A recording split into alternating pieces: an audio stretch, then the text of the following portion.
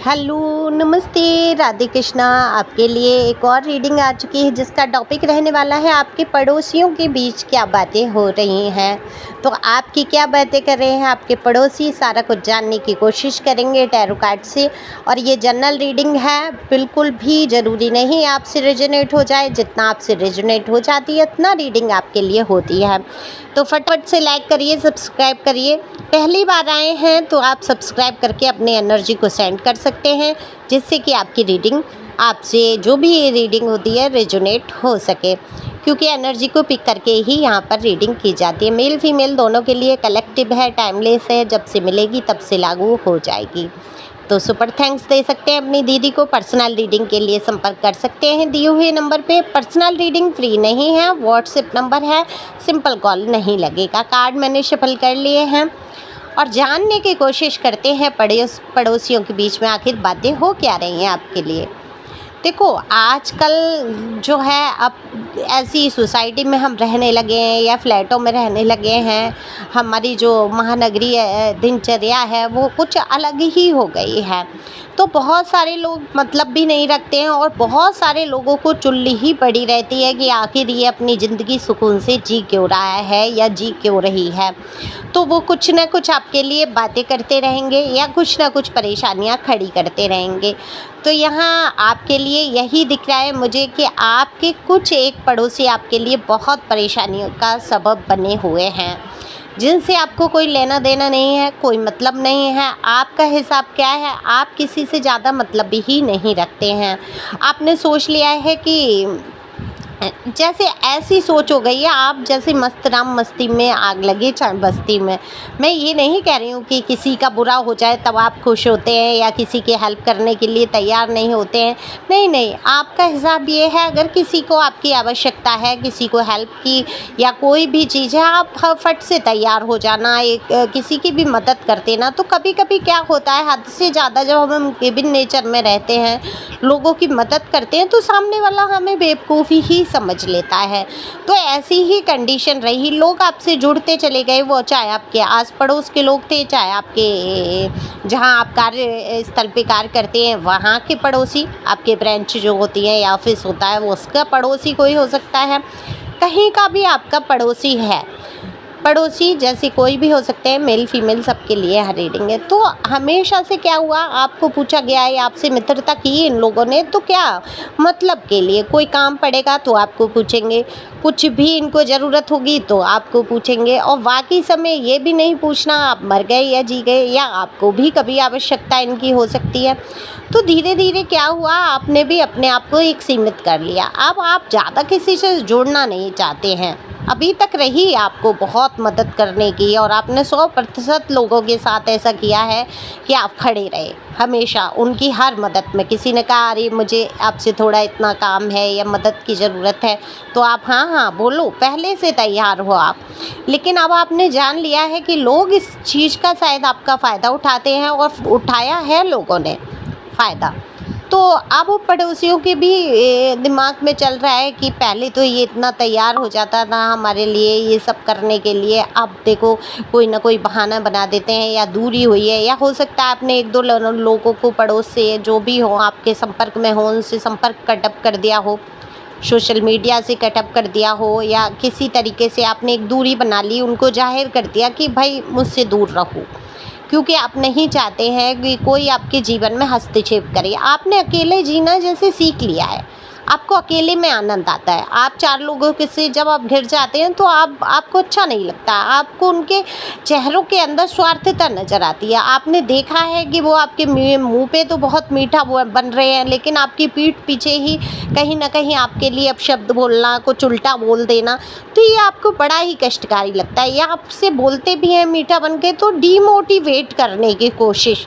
तो आप ऐसे लोगों से दूरी बना ली है, आपने सोच लिया है कि बस अब बहुत हुआ, मुझे किसी के शब्दों से डिमोटिवेट नहीं होना है, क्योंकि आप सेल्फ लव एनर्जी में मुझे दिख रहे हैं। अपने आप को बहुत संभाला है आपने, बहुत एक स्ट्रॉन्ग पोजीशन में आ चुके हैं आप, मन के अंदर से एक बहुत स्ट्रॉन्ग मेल या फीमेल जो भी हैं बन चुके हैं।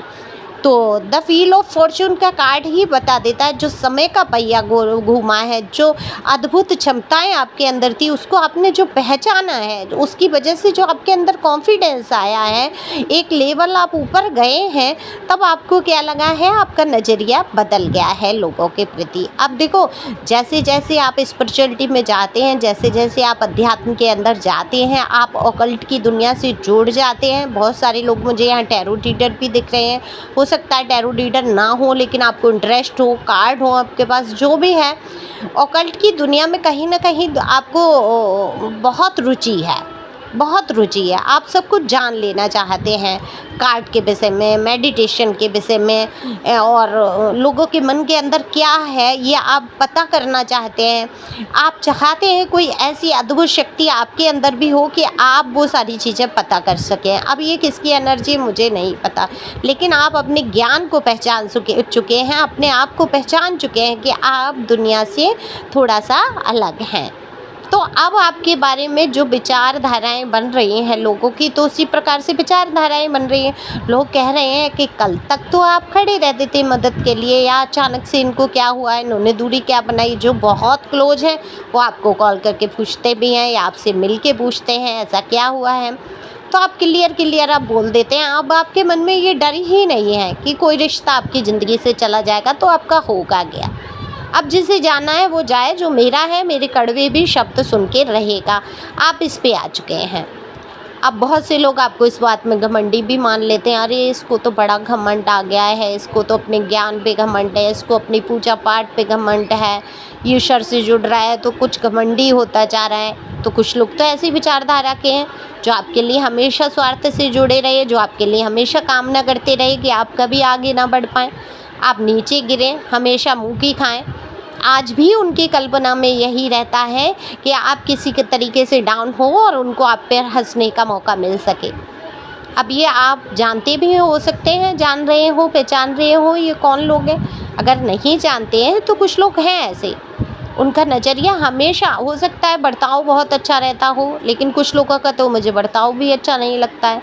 सामने से भड़क के दिखाना, सामने से अब्यूजिंग करते ना कभी कभी, ये कोई भी हो सकते हैं आपके पड़ोस से, है ना, जो हमेशा ये चाहते हैं कि आप मेंटल रूप से परेशान और हैरान होते रहें। लेकिन आपने भी कमाल करके दिखाई दिया है, आपने भी जता दिया है कि आपके अंदर वो पावर है कि आपको कोई अब हिला नहीं सकता, किसी की बातें अब आपको दुख नहीं पहुंचा सकती हैं। देखो, जीवन में आपने बहुत कष्ट उठाए हैं, आपने वो सब खोया है जिसकी लोग पाने की कल्पना करते हैं। आपने वो भी गवा दिया कि जाने दो भाई, मुझे कलेश नहीं चाहिए, मुझे शांति चाहिए। तो शांति के लिए आपने बड़े से बड़े त्याग किए हैं अपने अंदर। आज जब आप शांति महसूस करने लगे हैं तो आपको फिजूल की भीड़ भाड़ नहीं चाहिए अपने पास। वैसे कहते तो ये हैं कि सबसे बुरे टाइम में आपका सबसे अच्छा हितैषी जो होता है पड़ोसी होता है, पड़ोसी काम आता है। कुछ एक पड़ोसी आपके हैं जो हमेशा काम के लिए तैयार रहते हैं, आपके ज्ञान की सराहना करते हैं, आपकी बातों की सराहना करते हैं, आपकी ड्रेसिंग सेंस से कमाल की उनको एक ऊर्जा मिलती है आपसे, चाहे आपका पहनावा हो, चाहे आपका बातचीत का तरीका हो, चाहे आप जो काम कर रहे हैं, कहीं ना कहीं प्रेरणा जैसी महसूस करते हैं। तो इज्जत भी करते हैं आपकी लोग। अब सारे लोग तो एक से नहीं हो सकते, हालांकि माहौल उतना बेहतर आप महसूस नहीं करते तो आप गौर भी नहीं करते हैं, आपका ज़्यादा ध्यान नहीं जाता तो आपको मलाल नहीं होता। जितने कम लोगों से हम संपर्क करते हैं उतना ही हमारे जीवन में क्या होता है, सुख आता है, खुशियाँ आती हैं, उतनी ही हम एनर्जियों से बचे रहते हैं। निगेटिव पॉजिटिव जो भी है, तमाम तरह की एनर्जियाँ होती हैं लोगों के अंदर। अब कौन सी एनर्जी लेके कौन सा इंसान हमसे मिल रहा है, तो जब हम कम लोगों से मिलते हैं, कम लोगों से घुलते मिलते हैं तो क्या होता है, वो एनर्जियों से हम बचे रहते हैं। कहते हैं ना कि एक आध लोग हों हमारी ज़िंदगी में, लेकिन बेस्ट हों, वफादार हों, हमारे हितैषी हों, उनको पहचानना तो मुश्किल हो जाता है, क्योंकि आजकल तो आस्तीन में ही सांप रहता है, गले में बाहें डालेंगे और पीछे से एक हाथ छुरा भौंकने के लिए हमेशा रहता है। तो ऐसे लोगों की दुनिया में कमी तो है नहीं, वो चाहे आपके पड़ोसी हो, चाहे रिश्तेदार हो, चाहे कोई भी हो। तो आपके जीवन में कहीं ना कहीं आपका भाग्य कह लीजिए कि ना तो आपको लव लाइफ में कहीं सफलता मिलती हुई मुझे यहाँ दिख रही है। लव लाइफ भी आपकी बहुत अच्छी नहीं है, और रही कहूँगी, ये नहीं कहूँगी आने वाले समय में अच्छा नहीं है, क्योंकि आने वाला समय मैं देख ही नहीं रही हूँ, यहाँ अच्छी नहीं रही। और पड़ोसी भी आपको किस्मत से ऐसे मिल जाते हैं जो आपको बिना मतलब के परेशान हैरान करना चाहते हैं। हालाँकि आप पर प्रभाव नहीं पड़ता है, लेकिन हाँ, कुछ एक कठिनाइयों का सामना तो आपको करना ही पड़ जाता है। तो लोग ज़्यादातर आपको ऐसे मिले जिन्होंने कठिनाइयों में डाला। तो यही तो कठिन परीक्षा थी आपकी कि ईश्वर आज़मा रहे थे आप इन कठिनाइयों से उभर पाते या नहीं। आप कहने लगे मैं मजबूत हूँ, मैं बहुत मजबूत हूँ। अब ईश्वर ये भी तो जानेंगे कितना मजबूत हो। जैसे कोई सीमेंट है, कोई सरिया है, उसकी पहले टेस्टिंग होती होगी, ये कितना मजबूत है आगे मकान बनाने के लिए, कितना नहीं, है ना? तो उसी तरीके से हमारे भी परमात्मा आगे बढ़ाने के लिए ये टेस्टिंग करते हैं कि अब ये मजबूत हो पाया या नहीं आगे के लिए, अपने कर्तव्य कर्म पे चलने के लिए। तो इसी प्रकार से ईश्वर आपके सामने ऐसे ऐसे लोगों को लाकर खड़ा कर देता है जिसको सहन कर पाना मुश्किल है। अच्छा, अब आपने दिल से वो चीज़ें निकालना शुरू किया, लोगों को निकालना शुरू किया है, तो क्या हो रहा है, प्रभाव नहीं पड़ रहा है। तो आप अपनी आंतरिक शांति को नहीं खो रहे हैं और इस बात की मुझे बहुत खुशी है। तो ईश्वर करे इसी आंतरिक शांति के साथ आप आगे बढ़ें। Thank you for watching my channel.